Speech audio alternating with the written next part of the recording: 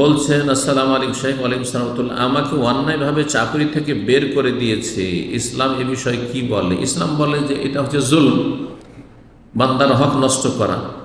আর আল্লাহ রাব্বুল কোরআনে কারীমে বলেছেন একাধিক, ইন্নাহু লা ইফলিহু যালিম, জালিম কখনো সফল না। আপনাকে চাকরি থেকে চাকরিচ্যুত করেছে, সফল না।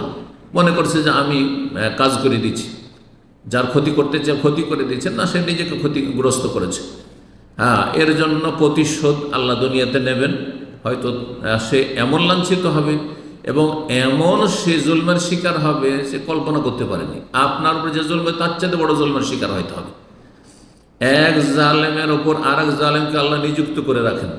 ও কাযালিকা নুওয়াল্লি বাযা যালিমিনা বাযান বিমা কানু ইয়াকসিবুন। আল্লাহ বলছে এইভাবে এক জালেমকে আর এক জালেমের ওপর আমি নিযুক্ত করে দিই, চাপিয়ে দিই। কিসের কারণে? তাদের পাপাচারের কারণে, কৃতকর্মের কারণে। তো শাস্তি হিসাবে আল্লাহ দুনিয়াতে শাস্তি দিতে পারেন, আর আখিরাতের শাস্তি তো কঠিন শাস্তি রয়েছে। কবরের শাস্তি জালেমদের জন্য কঠিন শাস্তি রয়েছে। আল্লাহ হিদায়াত দান করুন এবং আপনাকে আপনার মতো মজলুমদেরকে আল্লাহ উত্তম বিকল্প দান করুন।